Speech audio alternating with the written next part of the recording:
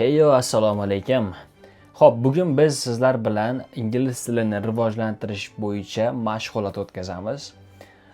Bu mashg'ulotda bizga bir programma yordam beradi, ya'ni uning nomi SpeakPol. SpeakPolda biz ingliz tilimizni, ya'ni speaking skillimizni ingliz tilida oshirishimiz mumkin, chunki bu yerda juda ham ko'p millatga xos insonlar bor, ya'ni ular young learners ko'pchiligi. Ular juda ham qiziqadi ingliz tilida suhbat qurishni. Eng muhim joyi bu dastur tekin ishlatish uchun tekin bo'ladi va buni siz kundalik hayotda siz o'zingizning speaking skillingizni oshirishingiz mumkin. Ya'ni siz o'rtacha kuniga 30 minut yoki 1 soat speaking qilishingiz mumkin. Mana shu vaziyatda bu dastur sizga juda ham yaxshi partnyor bo'la oladi. To'g'ri, ChatGPT ham bor, lekin bu bo'yicha boshqa videoda alohida mavzu qilamiz. Bu dasturda haqiqiy inson bilan, haqiqiy xorijlik inson bilan gaplashishingiz mumkin. Aytaylik, bu native speaker bo'lishi mumkin yoki-da yevropalik inson bo'lishi mumkin, rus millatiga xos inson bo'lishi mumkin, balki boshqa millat. Ko'p, juda ham ko'p insonlar bor bu yerda va siz bu yerda o'zingizni speaking skillingizni ular bilan fikr almashgan holda, ingliz tilida fikr almashgan holda oshirishingiz mumkin. Buni ishlatish qanday bo'ladi? Play Marketga kirasiz, dasturni yozamiz. SpeakPol. Xo'sh, shu dasturni topib oldikda, endi buni yuklab olamiz.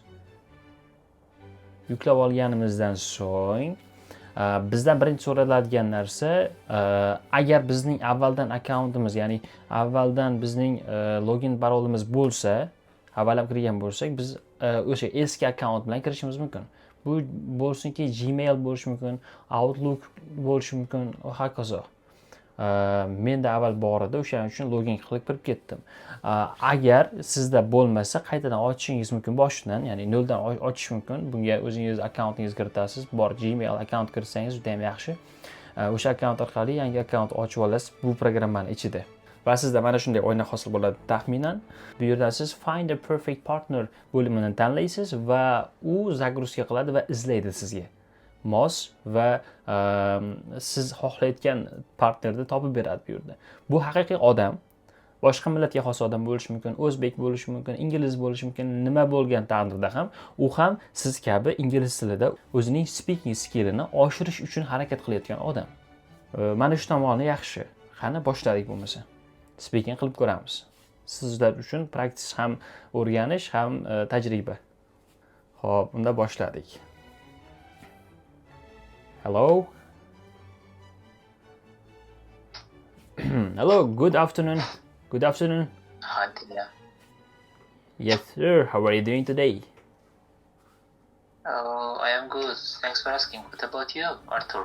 I'm good, thanks for asking. What about you? And I think you are from Azerbaijan, right?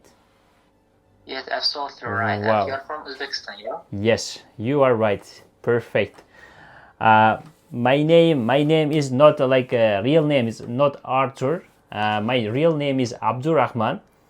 The Arthur is my nickname, just nickname. I understand. No problem. Abdurrahman. Okay. Abdurrahman. What does it mean, Abdurrahman? Let me explain that. Like Abdu is a meaning like a slave. Abdu is a slave. Rahman is a Allah name. It means like a slave of Allah, right? Understood. Yes, like that. That's a great name. Yes, of course. Are you Muslim? Yes. Then, yeah? Sure. Alhamdulillah. Great. Alhamdulillah. And also I am Muslim. And you are living in United Kingdom, it seems like. No. Just all of the information is not like correct in the application. I live in Uzbekistan, which is my country. From Tashkent or other city? Yes, Tashkent city. That's great. I know Tashkent. This is the capital of Uzbekistan, yeah? Wow, you know about Tashkent. Yes, you are right. Yes, Great. I know. And sometimes I see pictures from Tashkent in Google Maps. Oh, cool. Do you have any interests like travel or playing game or reading books like that? Actually, I want to always read a book, but I never read. Oh. So I am listening music most, and sometimes I want to. No, I enjoy to make coffee, espresso, to make cappuccino, latte, and I love it. But it's just hobby.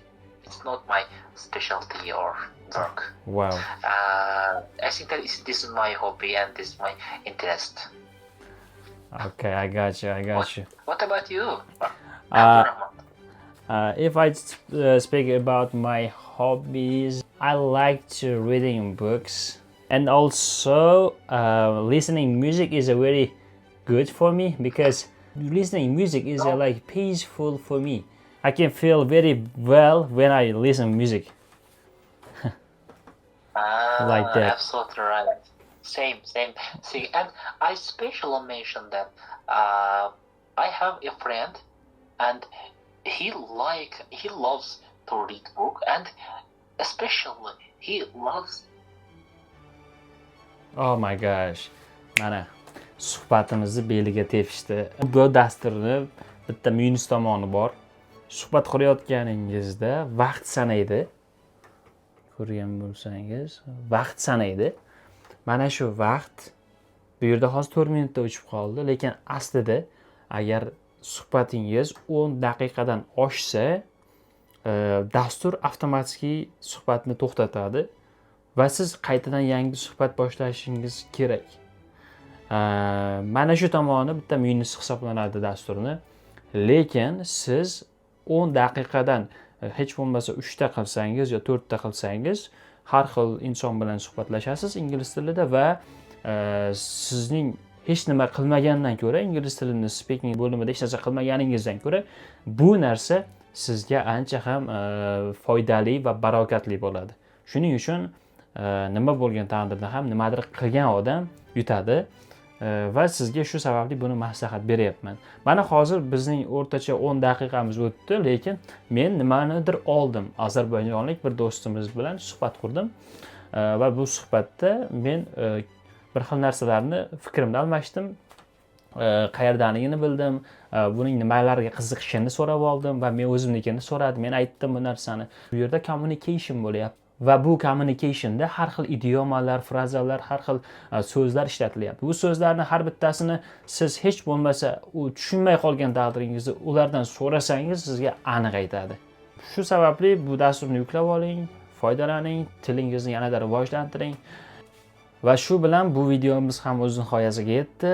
Umid qilaman bu dasturni yuklab siz o'z ustingizda yanada ham ko'proq ishlaysiz. Hozircha salomat bo'ling. Keyingi videolarda ko'rishguncha xayr.